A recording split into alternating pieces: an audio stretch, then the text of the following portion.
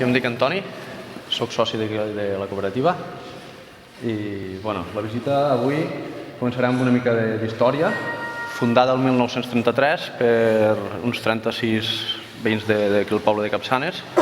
Abans, antigament, tothom vinificava per aquests masos. Els seus masos hi havia trulls i més o menys tot de les finques se feia al mas de la finca. Van decidir unir-se com a cooperativa i formar aquest espai que veiem, que al començament només era els trulls sols. No hi havia ni teulada ni infraestructura, que hi havia només era l'espai aquest amb els trulls, no hi havia res més. Això van estar del 33 al 42, se va començar a fer alguna d'obra, se van anar construint. Al 48 va estar acabada la primera part, que és aquesta que veiem d'aquí, d'aquest entenimat de biga de fusta hormigó. Allò és una segona ampliació, és a dir, allò va estar descobert uns quants anys més. Aquí va començar tot amb aquests socis, ara en som 76 de viticultors. Se pot dir que és el motor econòmic del poble. Diferent també amb l'oli i la fruita seca, com aquí de més a menys. L'oli fins fa poc, se va formar un molí de Marçà, que és una cooperativa de segon grau que aglutina diversos pobles.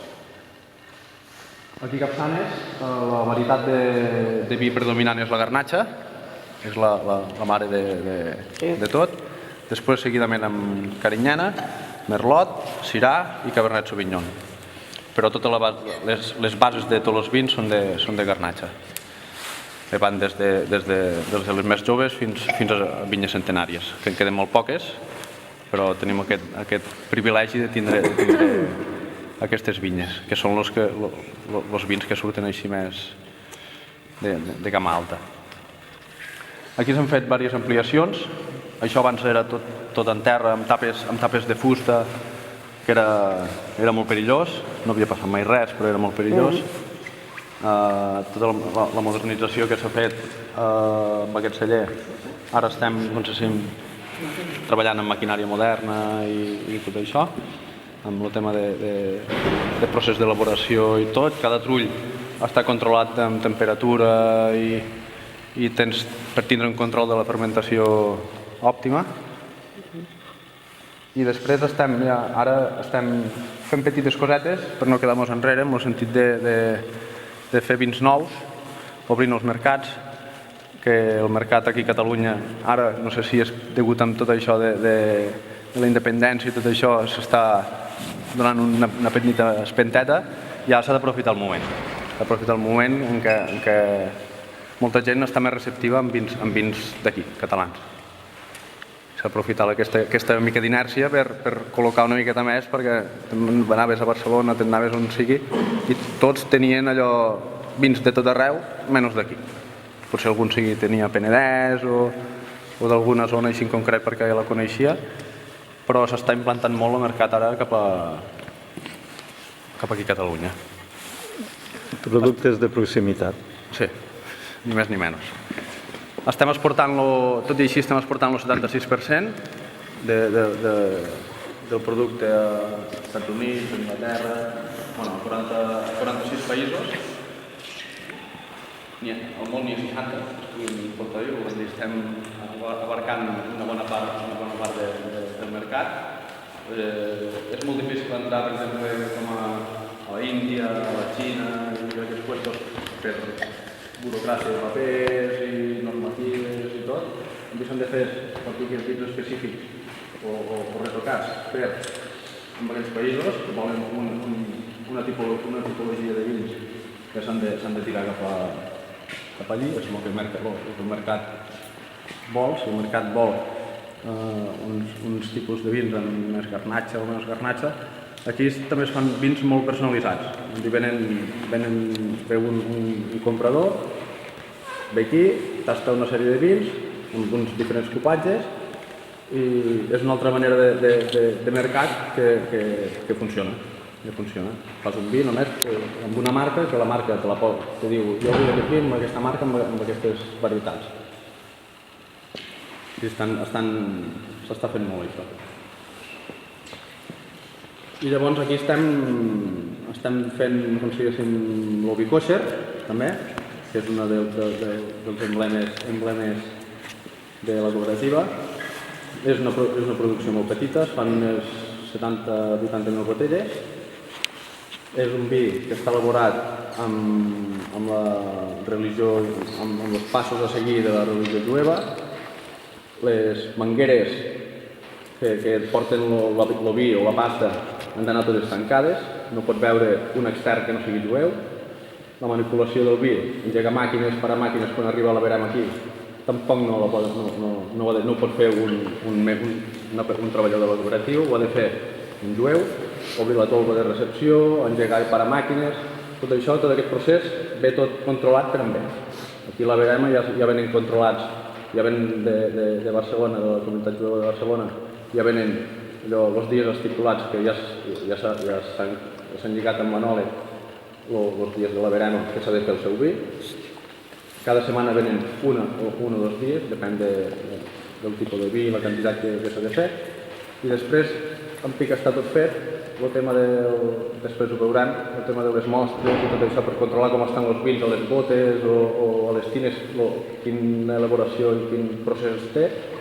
Doncs llavors hi ha unes vàlvules d'aire que puges aquí dalt del teu ordinador, cliques i la vàlvula aquella t'escup una copeta de vi per veure l'evolució del vi.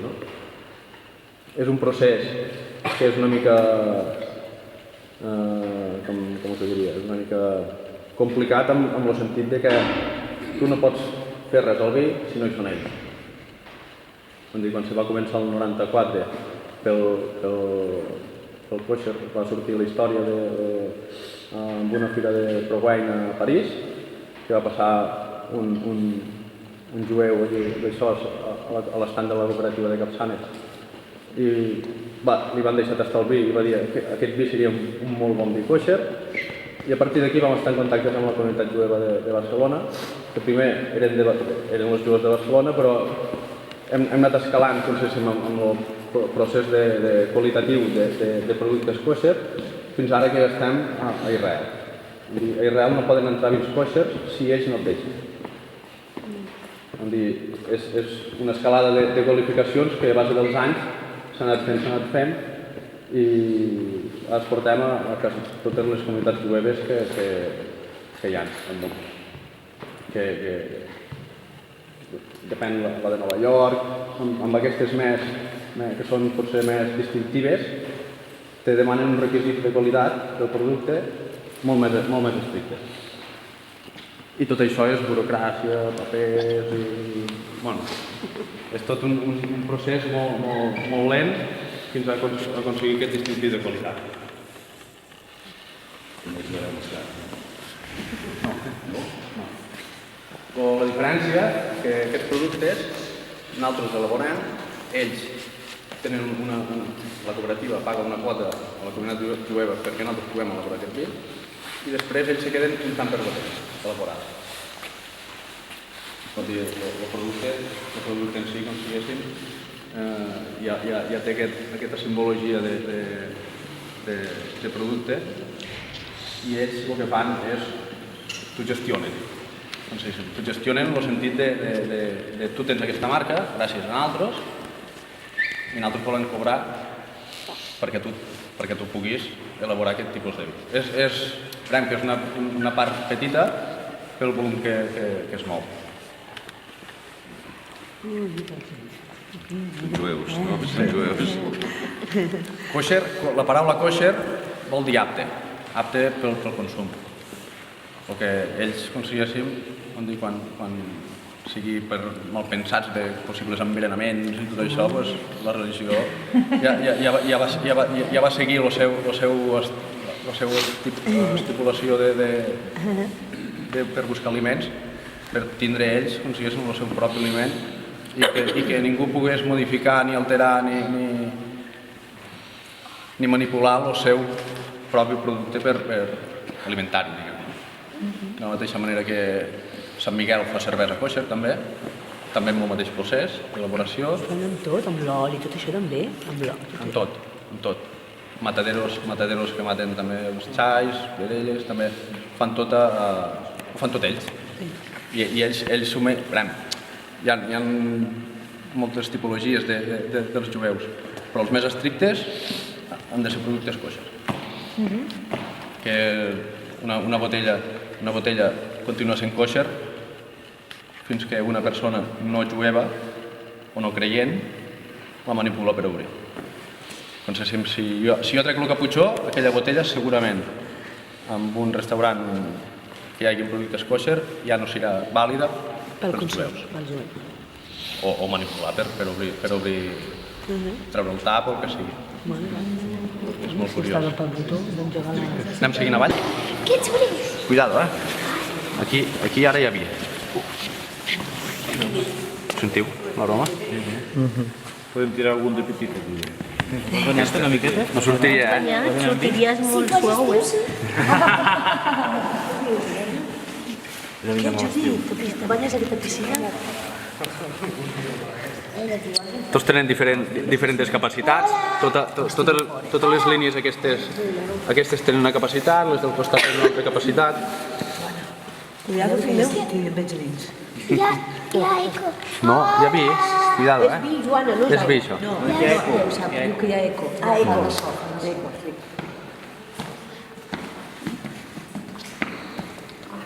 Surt o no surt? Sí.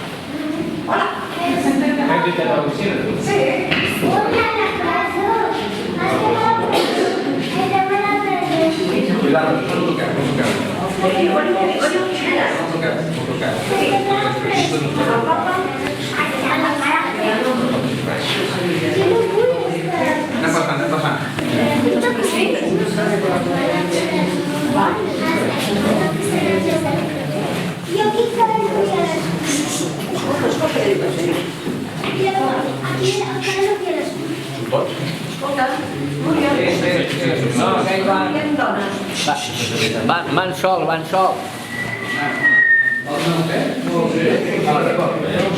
Vale. Bueno, això antigament eren trulls que estan davant de les tires aquelles de paret per falta d'accessibilitat per poder treballar bé i tot això se van anul·lar com a trulls. Ens faltava espai per les botes del kosher, com que ja no era aquesta sala que hi ha amb reixes, una àrea de botella, i es va habilitar això, per posar la criança del kosher. Aquí, com veieu, perdona, que mos tapes tots aquests precintos, ho tapen tot el que sigui manipulable per obrir la porta, per obrir el candau, ho precinten tot, i d'aquesta manera ells se garanteixen que aquí dins no hi pot entrar ningú a manipular res. Ells cada vegada que venen ho desprecinten tot i fan la manipulació, treuen mostres de vi per allà l'anòleg i comproven i tot això, i quan acaben no tornen a tancar tot, tal qual estava, tot ben precintat. L'anòleg també deu ser jueu. No necessàriament. Perquè el vi, entren els jueus aquí, agafen les mostres i l'anòleg o qualsevol altre les pot tastar després. D'acord? Però aquí exclusivament hi entren ells. Si teniu alguna pregunta, podeu anar preguntant. Això aquí també eren els ulls, aquesta sala on estem ara. Ara passarem aquí al costat, a la sala de criança. I, bueno, tots aquests reixats i tot això és pel pas, hem de dir el pas a la gent que no hi té res. O sigui, d'això també són... Les botes? Les botes també són... Les botes són expressament per piquació. De la mateixa manera que per tancar-les fan amb les resines i altres productes genèrics pels boters, aquestes se sellen amb farina. I fusta d'aquí o fusta d'allà? És principalment francès, i roure francès i americà. Principalment francès. L'únic que per sellar les botes fan servir farina coixa i allò, fan pasteta amb aigua, impregnen els laterals i seguen les dogues. Em dic que les botes també són coixa, han de ser coixa. Les botes són ficades. No, aquestes són cadús. Són cadús. Cadús. De marques n'hi ha disparats. Ara només aquesta sala del web, aquesta o exclusivament aquesta? Sí, aquesta d'aquí ara es fa servir per una mica de cimentari de les botes. Ells són manipuladors d'aquí. Ells? Sí, quan ho vist acabat. Quan ho vist acabat, s'han posat les botes i aquí està la criança de 12-14 metres. I això que va ser tot cap real.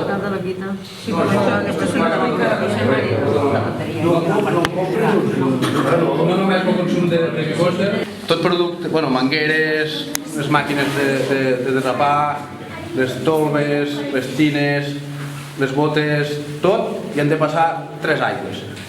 Una escaldada, una freda, una escaldada, una freda, una escaldada, una freda. Amb la qual això és un gran mal de cap pel celler a l'hora de fer una tina de 50.000 litres. Perquè estem parlant 50.000 litres, calenta freda, calenta freda, calenta freda. Clar, això és una mica complicat a l'hora per volums, no? Quan fas així grans volums que has de bellugar molta aigua amb el temps molt ràpid, el temps més ràpid possible, no? Passem aquí al costat.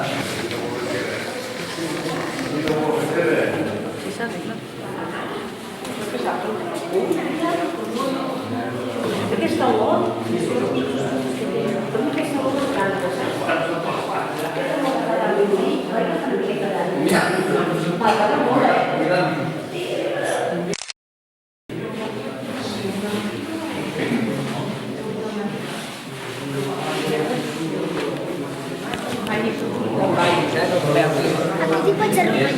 Les taxes pels seus productes. I ells tot es mouen. És com el marbre que mou. Però al començament.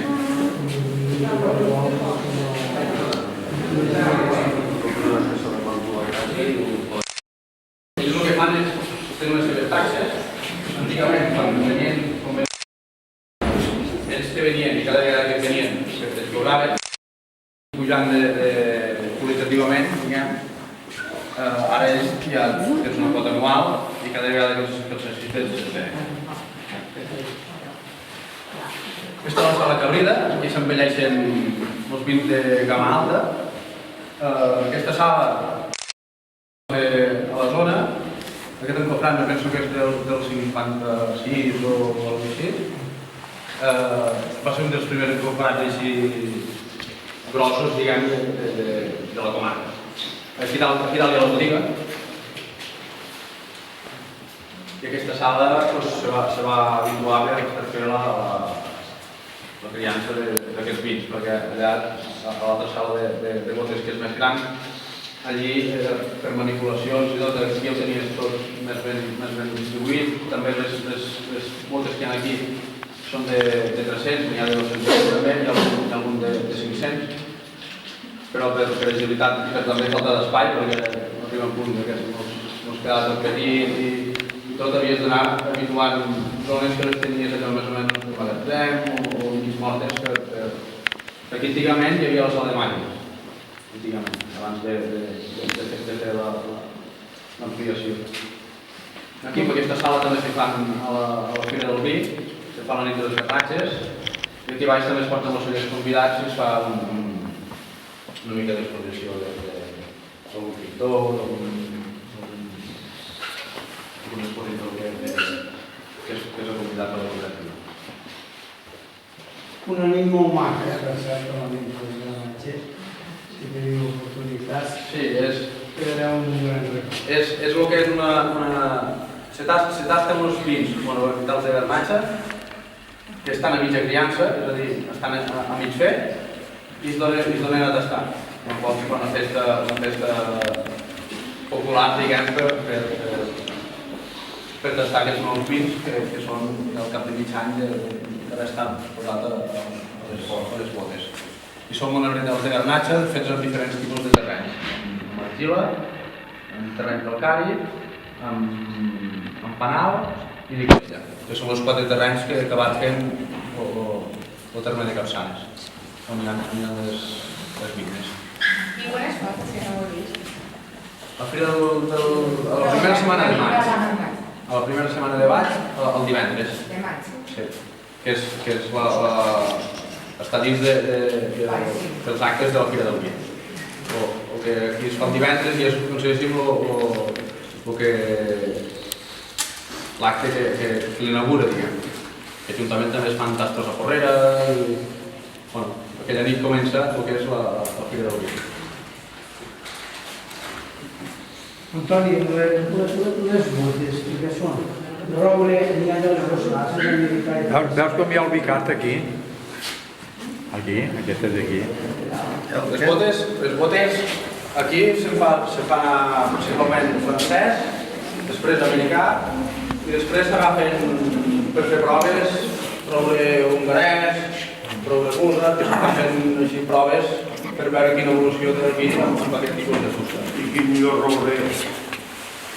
Aquí sempre ha agradat més el francès, però com que ja fa una sèrie d'anys que s'estan fent proves amb aquests altres tipus de roure. Principalment és el francès. Sí.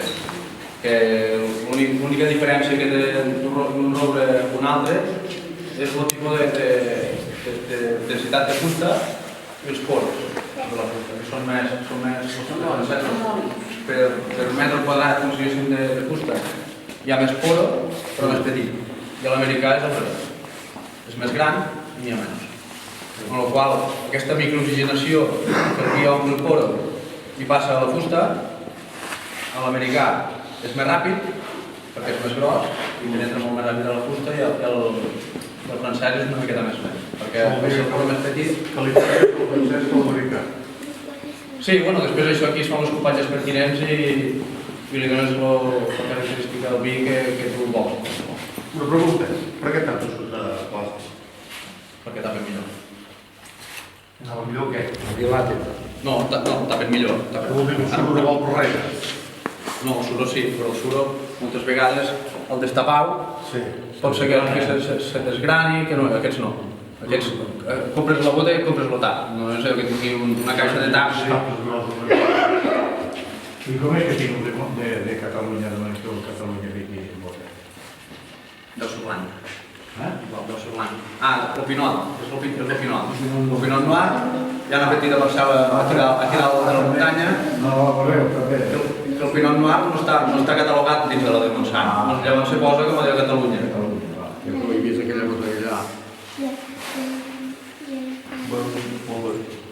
Aquesta casa de França que és ubicada és una de les cases més fortes de botes de França. Que fa molt una informació que fos d'això. Les botes aquestes, noves, costen uns 600 euros. La de 300 més, la de 220. No preguntes una miqueta més. No pregunta tot. I què dura una bota d'aquestes? Una bota d'aquestes? Bueno, com a durar sí, i per emmagatzemar vi a casa sí, però per elaborar vi, perquè el vi t'agafi les característiques de la fusta, no. Aquesta bota pels vins de gamma alta pot durar 2 anys màxim, i pots fer 2 empinades. Que després ho faci servir per mitges criances i tot això, pots fer servir 3 o 4 anys més. Més 2 anys ja no, perquè... 2 anys, 3 anys i cada bota fora. Sí. Fora d'aquí. No es poden anar cap allà. Cap a casa de gamma alta. Sí. Ara és cap a casa. No? Per fer mirar xicar. I després aquestes botes només te farien la funcionalitat d'emmagatzematge. La funcionalitat d'emmagatzemar el vi, que després ja no tens... Ja no t'aporta res de fusta, el vi.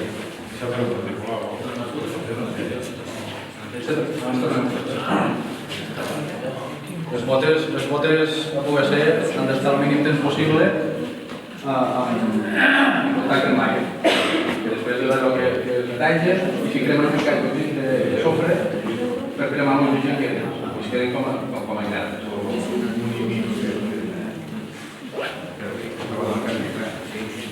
Anem tirant?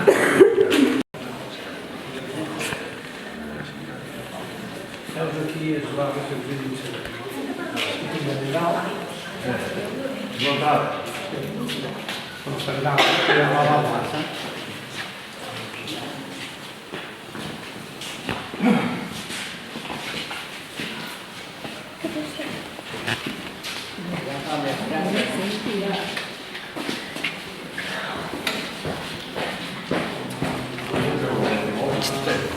Aquí tenim la sala de màquines.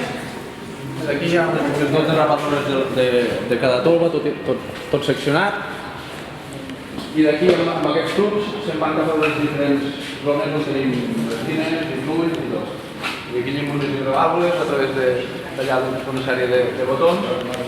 Se connecten unes, se desconnecten les altres i portes la pasta de aquí cap allí cap al seu destí, diguem, allí on té que terminar.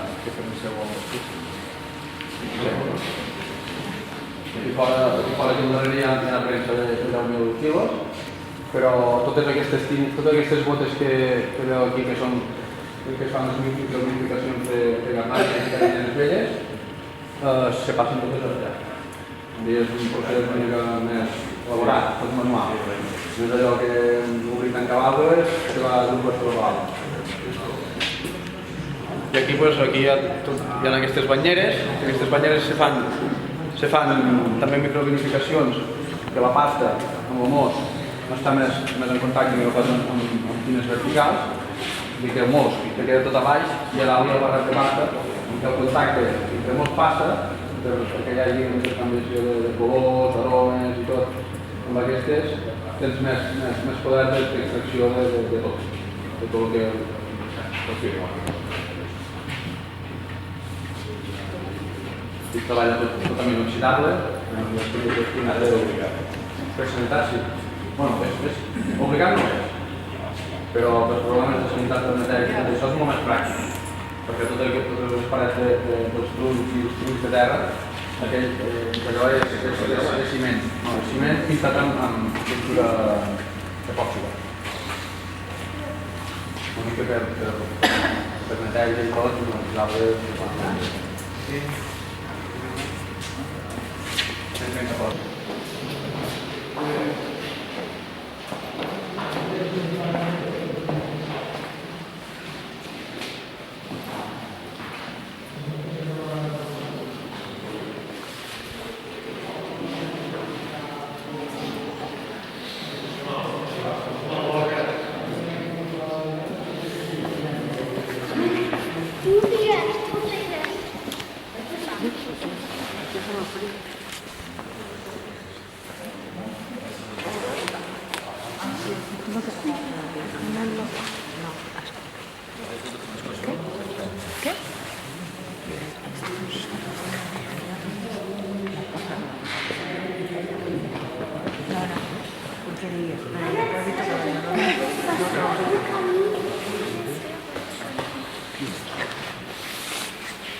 És un sacacotxes.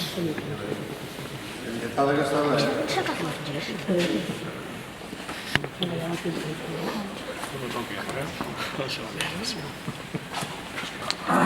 que això, els punters de David i els feien comptats. Tot això, tota aquesta part és la més moderna, és l'última ampliació que es va fer, que aquí dalt hi ha el magatzem i la sala de botes davall, està davall terra, i aquesta és la sala de les tines de 50.000, i aquí veieu el tema aquest de les mangueres que no es pot veure el vi, està tot precintat i està tot automatitzat. Veu aquí que aquesta hidrovàlvula, per aquí l'Anola hi posa la copa, li dona l'ordre de dalt de l'ordinador i baix aquí i li escup una mostreta per tastar el vi.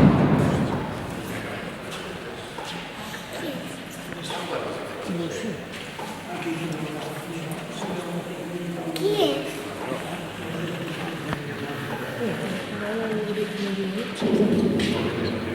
Una sala de botes.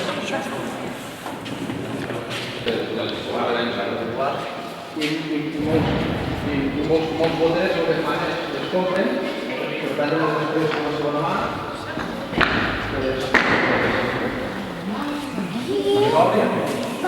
poleixen i es tornen a vendre com a segona mà. Molt més econòmiques.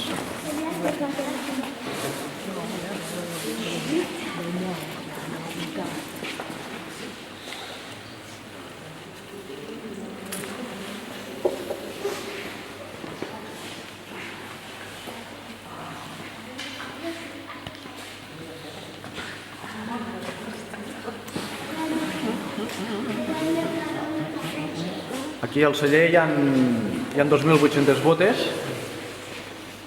Aquestes 2.800 botes... Bueno, aquestes aquí estan són per canviar. Hi ha 2.800 botes, major part de 220. Se treballa bastant amb de 300 i molt poc amb de 500 i 600. I aquí hi ha tots els vins més o menys de mitja criança i bueno, aquí hi ha quasi de tot. L'únic que els vins de gamma alta ja us he explicat que estaven allà per separar una mica perquè està tot informatitzat i saps qui enviar cada bota, no? Però per separar una mica i tindreu, i a part per espai també, aquí tens més de tot, les mitges criances i algunes criances de no tanta gamma, diguem.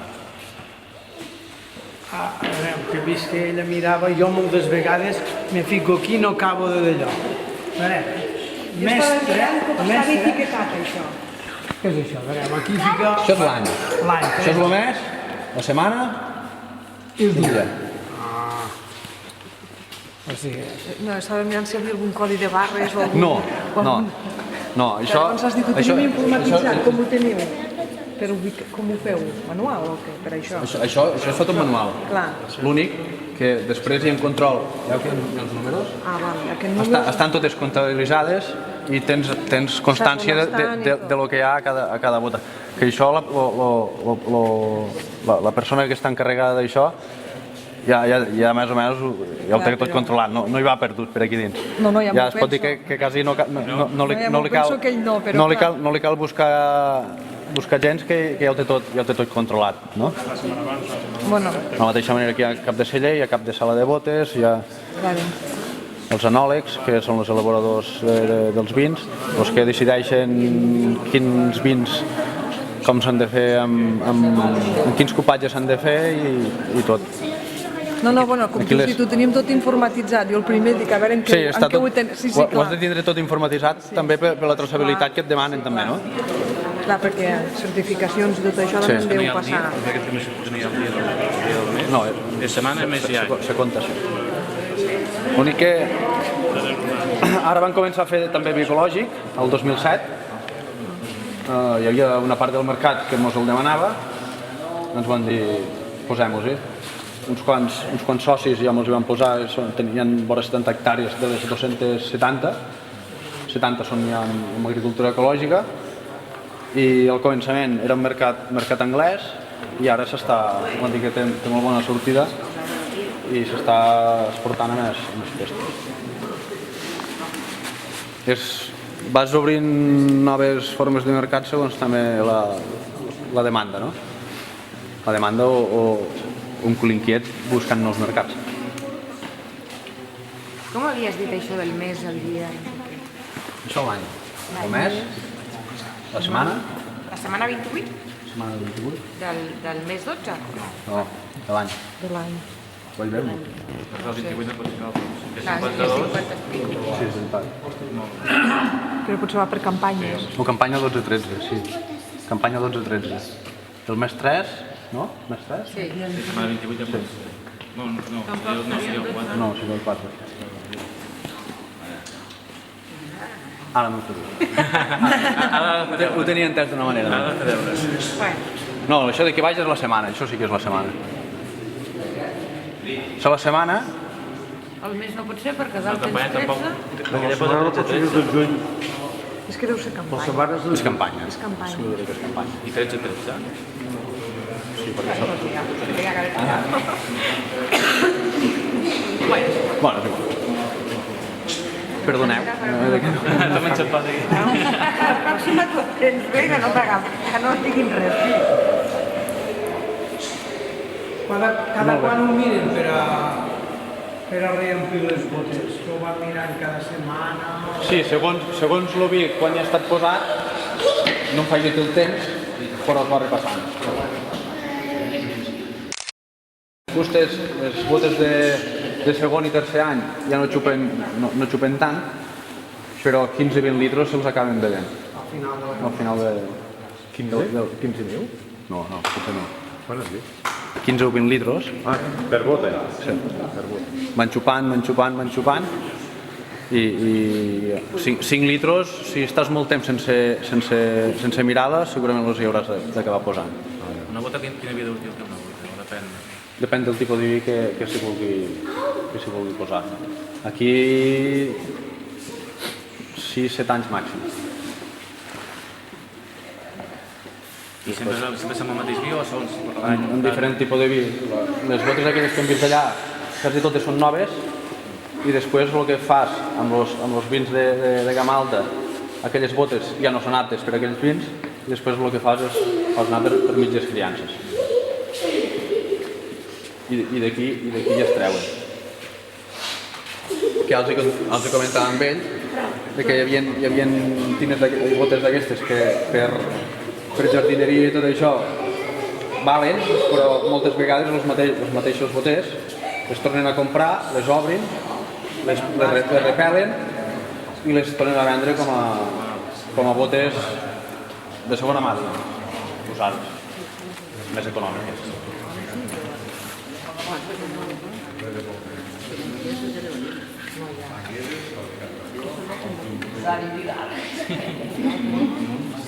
És fora i principalment aquí a Catalunya és quasi tot el de més.